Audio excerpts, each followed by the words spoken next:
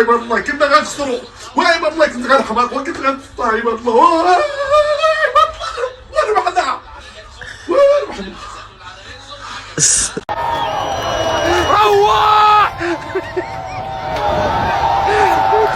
روح روح روح روح روح.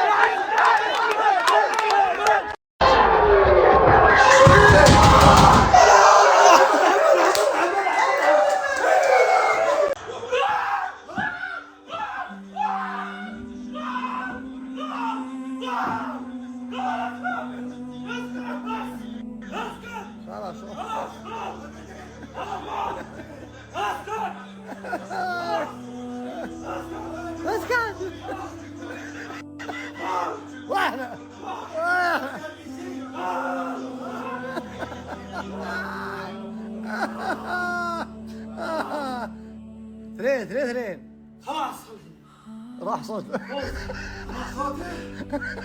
ربك ما باخذ الغدر.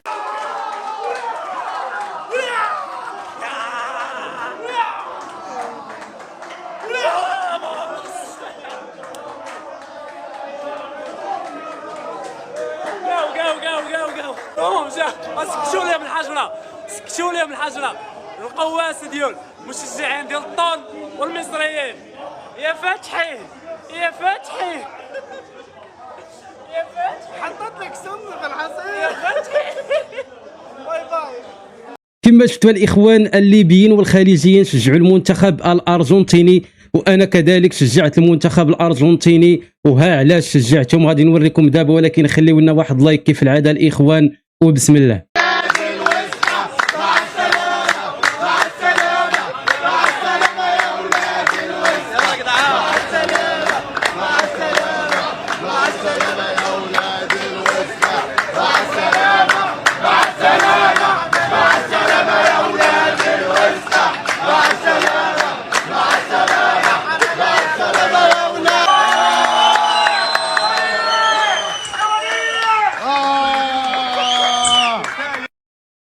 اصحاب التعاليق ديال الفتنه، انا وريت لكم، انتم شفتوا بعينيكم. انا هذا الشيء علاش شجعت الارجنتين.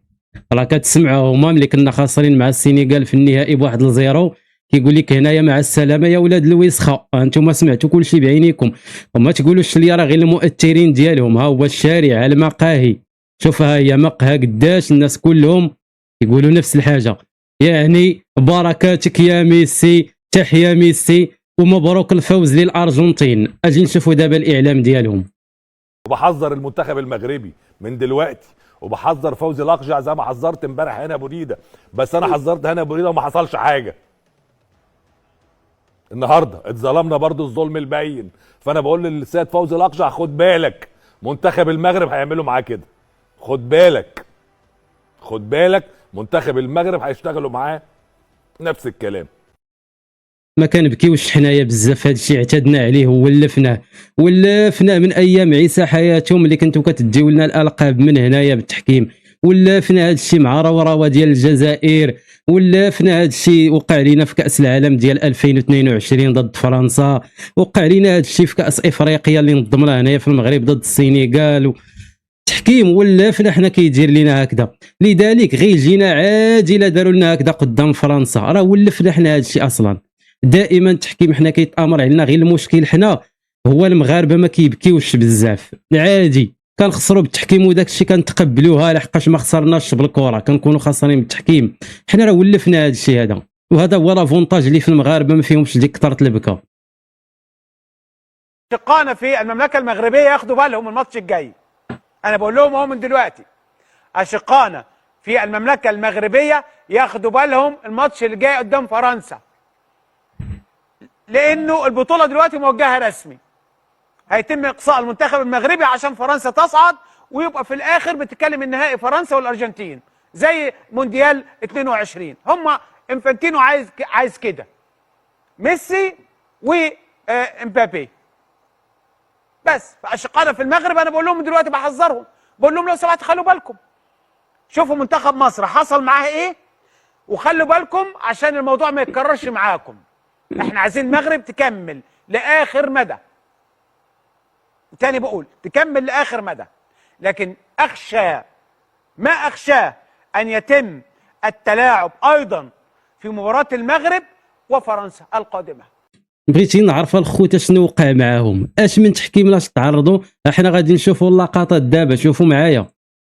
بعد كل الكلام اللي انقال في حقنا وفي حق اسرتي، تعال شوف لي الاخطاء التحكيميه اللي دارها منتخب مصر. هذه المفروض ركله جزاء، بكل صراحه بنتكلم. هذه بيلانتي، شوف لي هذه المفروض ركله جزاء. راه هو ضرب لي رجلي وطيح وشد عروبه والحاجه هذه، بعدين بدو يسبوا فيا والشتايم والحاجات هذه غلط. شوف هذه وين، هذا غلط، هذه غلط. الاخرى هذه يقدر يعطي بعدا حمراء صفراء. المهم شوف هذه غلط وما تكلمش عليها، ما عطاش مفروض بطاقه. هذه مفروض قصدي فيها بطاقه. انا عاودها لكم، مقصوده الخوت باينه كاع. نبي المقطع هذا للناس اللي يفهموا في الكوره، للناس اللي يفهموا في الكوره. شوف هذه بطاقه ديال الخوت، والله لا حمراء ما فيهاش نقاش، اقسم بالله والله الخوت هذه لا حمراء. هذه بطاقه وما زال. شوف بنعاودها لك بنفس اللي هذا. شوف شوف شوف شوف, شوف. متعمده، راه غير رسلي هذه متعمده. شوف هذه عفس عليها تعمد، ما فيش بطاقات، ما خدوش عليها بطاقات. الحاجات هذه ما عادش تقولوا نظلمنا.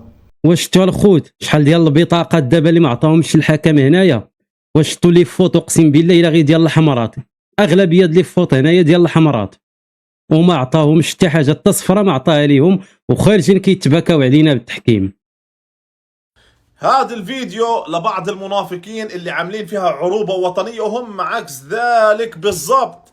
أهل مصر والمنتخب المصري على عيني وراسي، قدمتوا مباراة للتاريخ وهارد لك وخرجتوا من بطل العالم. لكن الكلام هذا لبعض جماعة حمدون الأطفال اللي بيبكم من امبارح. وين التحكيم بالموضوع هون؟ انتوا مش حبي في أهل مصر، بدك بس ميسي يروح فقط لا غير. وين التحكيم باللقطات هاي؟ تعال نشوف. هاي لقطة الهدف اللي التغى للمنتخب المصري. شوفي هون دعس قبل الهدف، دعس واضح. فاول ولا مش فاول يا اخوان؟ واضحه اللقطه. وهلا بيجيبوا لك هاي لقطه محمد صلاح، الفارز اخذ الكره منه، محمد صلاح بالخبره تاعته ضرب رجله برجل الفارز ووقع. ما بتمرق على الحكم، هاي مبينه. اسمع، نفاق مش طبيعي. والله الناس اخوتي راه كلشي متفق على الكلام اللي قلنا، داك الشيء راه صحيح. راه باين باللي التحكيم والله الا كان مع مصر وما كانش مع الارجنتين، بالعكس الارجنتين تظلمات في هذا الماتش هذا، والله الا تظلموا الخوت. انتم كتشوفوا راه على الاقل بعدا كانوا واحد جوج ديال الحمرات غادي يكونوا في هذا الماتش هذا، ولكن الحكم دار معاهم المزيان، حتى الصفرات ما عطاهمش ليهم. الارجنتين كونتر المنتخب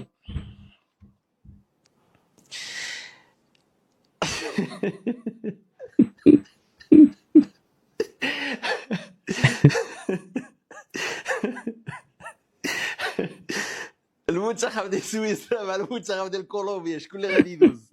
كولومبيا سويسرا. انا عاد رجعت دابا لهاد الضحكه ديال الحجوي، وعاد فهمت دابا علاش كان كيضحك. كان كيضحك على العداله الالهيه، وكان كيضحك على القضيه ديال المؤامره والتحكيم وكذا. عارف هو هاد البهرجه غتكون عاوتاني، داكشي علاش كان كيضحك من دابا.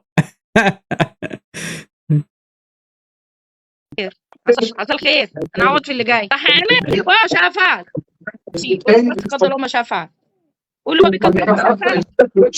عامر قول له الحمد لله. ازعل منك. تعالي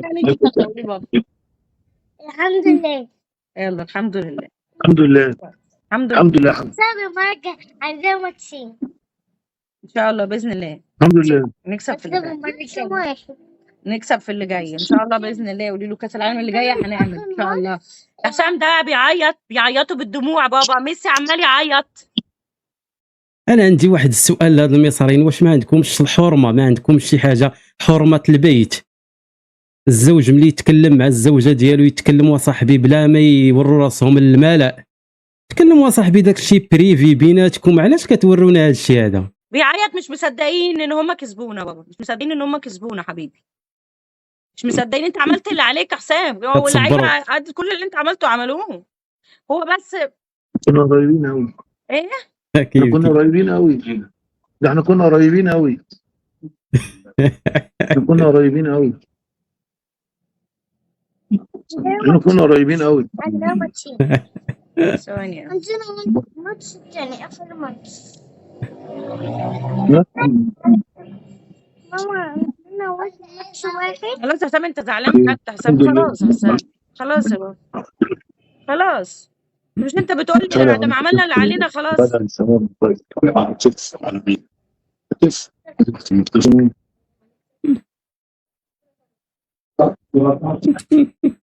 انا باش كيضحكوني الخوت كصابتوا احترام العالم. شكون هذا الاحترام هذا؟ حتى شي واحد ما احترمكم، بالعكس كلشي كيشجع ضدكم. ما خليتو شي جمهور اللي ما سبيتو، ما خليتو شي جمهور اللي ما دفلتو عليه، خصوصا هاد بوصل هذا البارح كيدفل على الجمهور وكيسبو.